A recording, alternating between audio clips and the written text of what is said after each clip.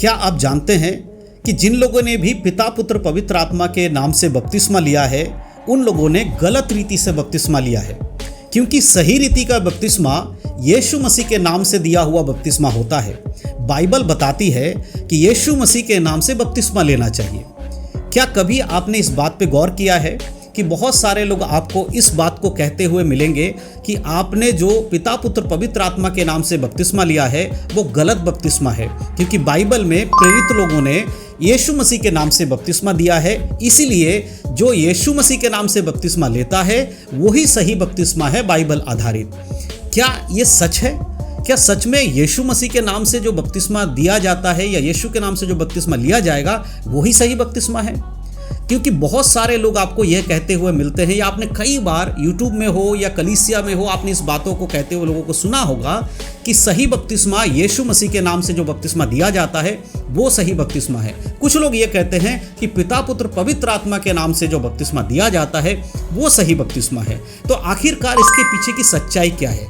Bible आधारित सत्य क्या है? इन दोनों में से किस हिसाब से बपतिस्मा लेना सही होगा? तो आज के इस वीडियो के माध्यम से मैं आपको इसी की जानकारी देने वाला हूं, वो भी बाइबल आधारित। और मैं आपको बताऊंगा क्या यीशु मसीह के नाम से बपतिस्मा लेना सही है या फिर पिता पुत्र पवित्र आत्मा के नाम से बपतिस्मा लेना सही है। ऑलरेडी बहुत सारे लोग हमारे पास सवाल भेजते हैं इस विषय को लेकर, और पिछले दिनों में एक और सवाल मेरे पास आया था कि हमें क्या दोबारा बपतिस्मा लेना चाहिए। अक्सर बहुत सारे लोग क्या करते हैं कि गलत रीति से बपतिस्मा ले लेते हैं, या ऐसे व्यक्ति के द्वारा बपतिस्मा ले लेते हैं जिसको बपतिस्मा के बारे में कुछ पता ही नहीं था, यानी कुछ भी गलत तरीके से उन्होंने बपतिस्मा दे दिया।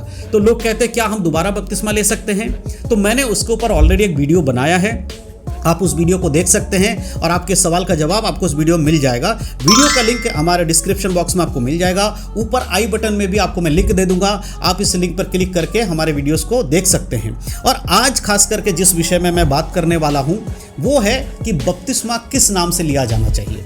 अक्सर ये तर्क की बात रहती है, बहुत सारे लोग इस पर डिबेट करते हैं, अपने अपने तर्क रखते हैं। कोई कहते हैं पिता पुत्र पवित्र आत्मा के नाम से सही बपतिस्मा है, कोई कहता नहीं आप गलत हो, हमें तो यीशु मसीह के नाम से बपतिस्मा लेना चाहिए। क्योंकि प्रेरित में काम में अगर हम प्रेरित काम में देखते हैं तो पतरस ने भी यही कहा यीशु के नाम से बपतिस्मा लो, या पौलुस ने भी लोगों से कहा कि तुम यीशु मसीह के नाम से बपतिस्मा लो। तो सही मायने में यीशु के नाम से चेलों ने बपतिस्मा दिया, इसीलिए हमें भी यीशु मसीह के नाम से ही बपतिस्मा लेना चाहिए। देखिए मेरे प्रियो, कुछ बातों को आपको समझना पड़ेगा बाइबल से। लोग क्या कहते हैं उस पर जाने से पहले बाइबल क्या कहती है उसको देखना होगा। जब भी बात करते हैं पिता पुत्र पवित्र आत्मा के नाम से बपतिस्मा देने की, तो ये आज्ञा खुद यीशु मसीह ने अपने चेलों को दिया, और यीशु मसीह ने कहा कि तुम क्या करो, जाति जाति को जाकर सुसमाचार सुनाओ, उन्हें चेला बनाओ और उन्हें पिता पुत्र पवित्र आत्मा के नाम से बपतिस्मा दो, और जो आज्ञा मैंने तुम्हें दी है उन्हें मानना सिखाओ। ये बातें पतरस के सामने यीशु मसीह कर रहे हैं, वहां जो चेले खड़े उनके सामने यीशु मसीह कर रहे हैं। और वही पतरस प्रेरितों के काम में कुछ ही दिनों के बाद, कुछ ही एक दिन के बाद क्या है, जब पवित्र आत्मा का उनको पर अभिषेक उतरा और उन्होंने भीड़ में प्रचार किया और लोगों के हृदय छिद गए। वचन में लिखा लोगों के हृदय छिद गए, और उन्होंने शेष प्रेरितों से पूछा कि हमें बता कि अब हम क्या करें। तब प्रेरितों ने और पतरस ने यह उत्तर दिया कि तुम यीशु मसीह के नाम से बपतिस्मा लो तो तुम पवित्र आत्मा का दान पाओगे। इस बात को दिखाकर यह कहा जाता है कि यीशु मसीह के नाम से बपतिस्मा दिया जाना चाहिए। लेकिन मैं एक बात आपको बताना चाहता हूं, क्या आप जानते हैं कि नए नियम में 2 प्रकार के बपतिस्मा हैं? इस बात को समझने के लिए आपको ये दोनों प्रकार के बपतिस्मा के बारे में जानना बहुत जरूरी है। पहला बपतिस्मा जो कि यूहन्ना बपतिस्मा देने वाला जो बपतिस्मा दिया करता था वो पहला बपतिस्मा है, और वो किस चीज का बपतिस्मा है? मन फिराव का बपतिस्मा। बाइबल हमें बताती है यूहन्ना क्या देता था? मन फिराव का बपतिस्मा। लेकिन जब यीशु मसीह ने अपने चेलों को आज्ञा दिया तो उन्होंने क्या कहा? जो व्यक्ति विश्वास करेगा, चेला बनेगा, उसको पिता पुत्र पवित्र आत्मा के नाम से बपतिस्मा दिया जाना चाहिए। इसीलिए जब चेले वहां यहूदी लोगों के सामने या बाकी सारे लोगों के सामने इस बात को कह रहे थे कि यीशु मसीह के नाम से बपतिस्मा लो, उसके पीछे का संदर्भ क्या है, उसके पीछे का कारण क्या, वो समझिए। उसके पीछे का कारण यह था कि लोगों को यह बताया जाए कि यह दूसरा वाला बपतिस्मा है जो यीशु मसीह ने स्थापना किया, जिसको यीशु मसीह ने आज्ञा दी। हम उस बपतिस्मा के बारे में बात कर रहे हैं, ना कि हम यूहन्ना बपतिस्मा देने वाले के बारे में बात कर रहे हैं। क्योंकि उस समय सबको पता था कि यूहन्ना बपतिस्मा देने वाला एक व्यक्ति था जिसे हेरोदेस बाद में मरवा देता है। हम सब जानते हैं, हमने बाइबल पढ़ा, हमें पता है। तो उस समय प्रचलित था कि यूहन्ना बपतिस्मा देने वाला भी बपतिस्मा दिया करता था। जब हम पौलुस की बात करते हैं कि पौलुस ने लोगों से कहा कि यीशु के नाम से बपतिस्मा लेना है, तो वहां पर भी उन लोगों से पौलुस ने पूछा तुमने किसके नाम का बपतिस्मा लिया, कैसे बपतिस्मा लिया? उन्होंने कहा हमने यूहन्ना का मन फिराव का बपतिस्मा लिया। तब पौलुस ने कहा तुम्हें यीशु के नाम से बपतिस्मा लेना है। इसका अर्थ ये नहीं है कि चेले, चाहे वो पतरस हो या पौलुस हो, जो ये कह रहा है कि यीशु के नाम से बपतिस्मा लेना है, उसका अर्थ ये है कि वहां पर वो ये कह रहे हैं कि तुम्हें उस बपतिस्मा को लेना है जिसकी स्थापना यीशु मसीह ने की है। यानी यीशु ने जो आज्ञा दिया उस आज्ञा के अधीन तुम्हें बपतिस्मा लेना है। इसीलिए वो वहां पर यीशु मसीह के नाम का इस्तेमाल कर रहा है ताकि ये दर्शाया जाए कि ये आज्ञा यीशु के द्वारा दिया हुआ आज्ञा है। अब एक छोटी सी चीज आप सोचिए, क्या कभी भी पतरस यीशु की आज्ञा तोड़कर कोई नई आज्ञा देगा? ये तो पूरी तरह से बाइबल के विपरीत हो जाएगा। अगर आप ये कहेंगे कि पतरस ने कहा यीशु के नाम से बपतिस्मा लो, तो क्या पतरस यीशु की आज्ञा को तोड़ रहा है? सबसे पहले बपतिस्मा देने के बारे में किसने कहा? यीशु मसीह ने कहा। पतरस से भी कहा, जहां वहां जितने भी लोग खड़े थे उन सबसे कहा कि तुम्हें पिता पुत्र पवित्र आत्मा के नाम से बपतिस्मा देना है। और कुछ ही दिन के बाद, अभी ज्यादा समय भी नहीं बीता, कुछ ही एक दिन बीते, कुछ 10 दिन के बाद पतरस खड़े होकर यह कह देगा कि तुम यीशु मसीह के नाम से बपतिस्मा लो। इतनी जल्दी वो भूल जाएगा कि यीशु ने क्या आज्ञा दी थी?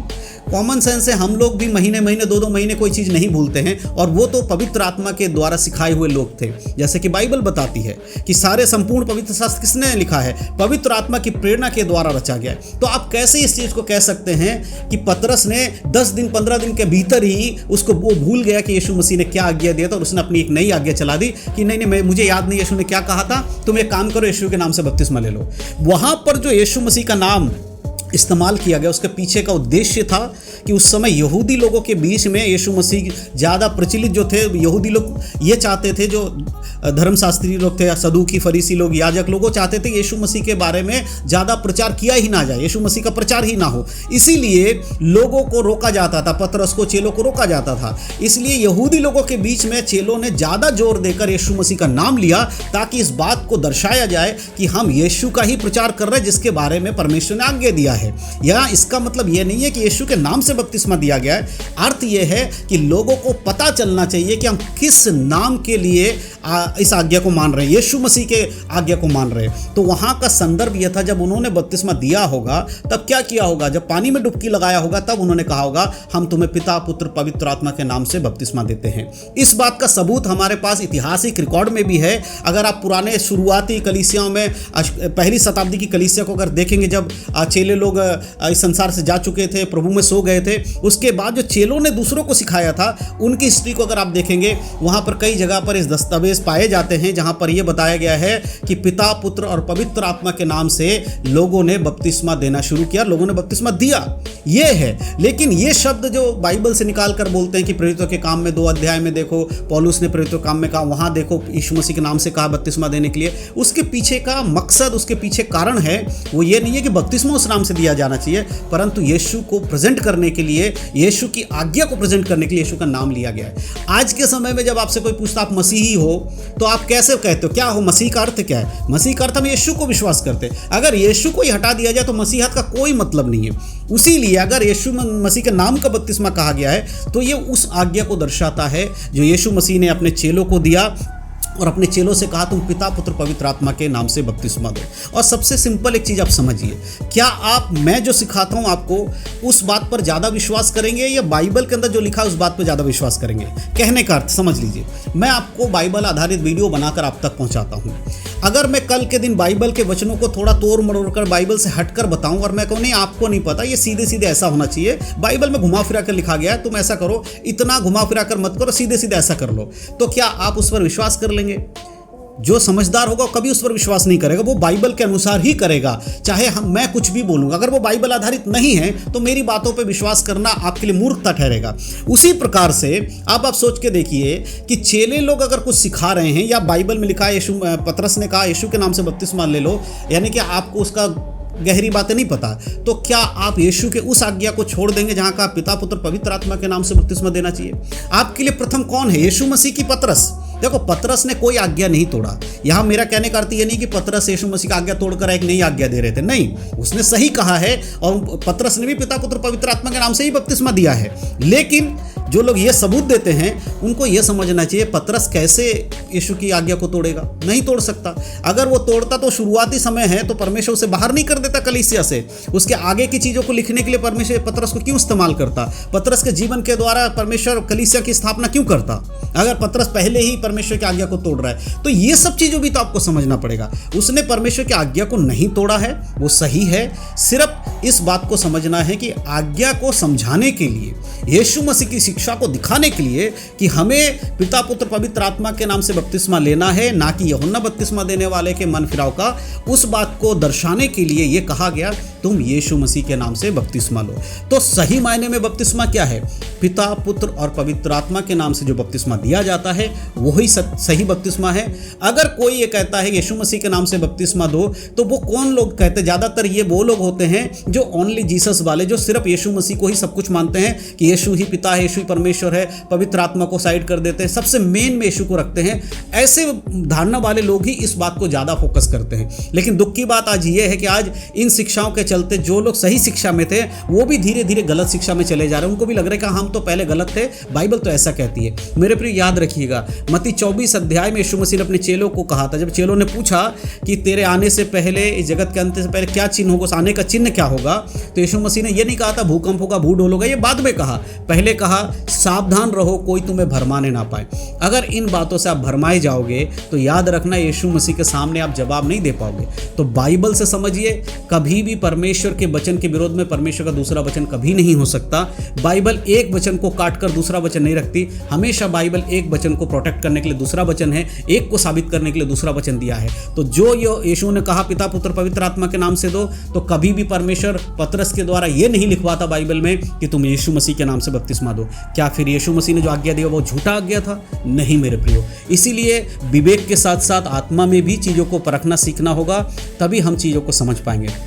तो यही था आज के वीडियो का मेन मुद्दा कि बपतिस्मा हमेशा पिता पुत्र पवित्र आत्मा के नाम से ही देना चाहिए और वही सही बपतिस्मा है। अगर अब भी आपके मन में कोई सवाल है इससे रिलेटेड, हो सकता है कुछ लोगों के मन में सवाल होगा, तो हमारा कमेंट बॉक्स खुला हुआ है। आप हमारे कमेंट बॉक्स में अपने सवाल टाइप कर सकते हैं, हमें बता सकते हैं कि आप क्या चाहते हैं और जानना इस बारे में, बपतिस्मा के बारे में, या कोई नए टॉपिक पर आप वीडियो चाहते हैं कि मैं उस पर भी वीडियो आपके लिए बना कर दूँ, तो आप ज़रूर इस कमेंट बॉक्स में लिख दीजिएगा, हमारे नीचे कमेंट बॉक्स में। आने वाले समय में मैं उस पर भी वीडियो जरूर बनाऊंगा। साथ ही साथ इस वीडियो को अपने मसीह भाई बहनों में शेयर करिएगा, क्योंकि जब आप इस वीडियो को शेयर करेंगे तो सोचकर देखिए कितने सारे लोग होते हैं जो इन बातों में फंसे हुए हैं।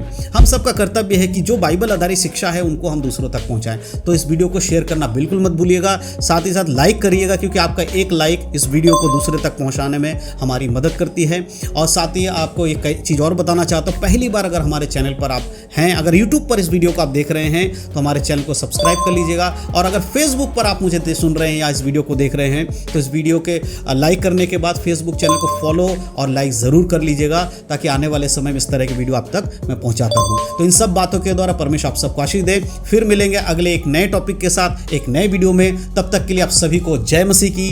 God bless you.